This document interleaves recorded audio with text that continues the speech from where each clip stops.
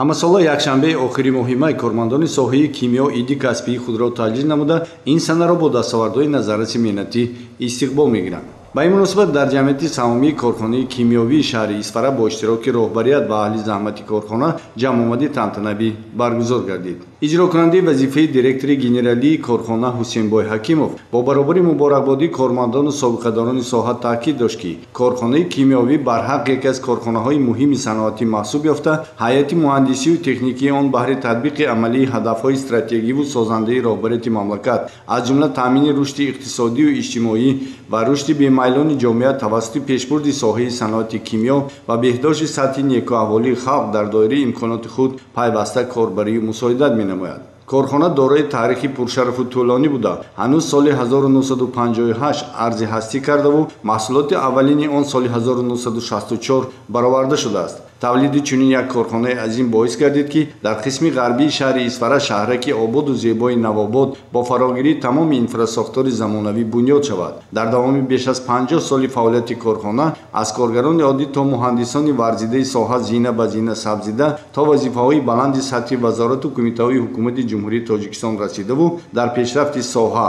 ғанӣ гардондани хазинаи давлат ва таъмини шаҳрвандон бо ҷойи кории доимӣ нақши назаррас гузоштанд. муовини раиси шаҳри Исфара Ҷаъфархоҷа Ҳайдарзода зимни суханронии хеш нақши корхонаи кимиёвиро дар иқтисодиёт, ғанӣ гардондани бюҷети маҳаллӣ ва рушду нумӯи шаҳру деҳоти Исфара назаррасу муҳим ҳисобид. ва аз ҷумла зикр намуд, ки асосгузори сулҳу ваҳдати миллӣ пешвои миллат президенти ҷумҳурии Тоҷикистон муҳтарам Эмомалӣ Раҳмон ҳадафи чаҳоруми стратегии мамлакатро саноатикунонӣ босурат эълон намуданд. дар ин радиф соҳаи кимиё яке аз бахшҳои ниҳоят муҳими иқтисодиёт маънидод гардида, нақши он дар пешрафти тамоми соҳаҳо ва баландбардоштани сатҳи зиндагии мардум нек арзёбӣ мешавад.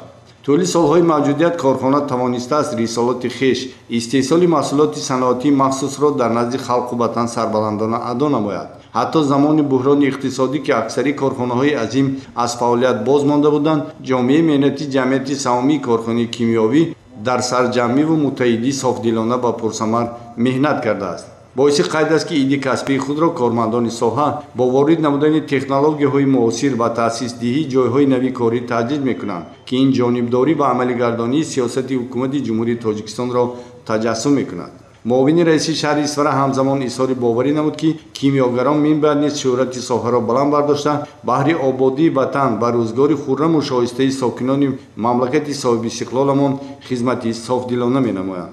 дар раванди ҷамъомад ба гурӯҳи пешқадамони истеҳсолот ва собиқадорони соҳа ифтихорномаву тӯҳфаҳои хотиравии раиси вилояти Суғ, мақомоти иҷроии ҳокимияти давлатии шаҳри Исфара ва корхона супорида шуд.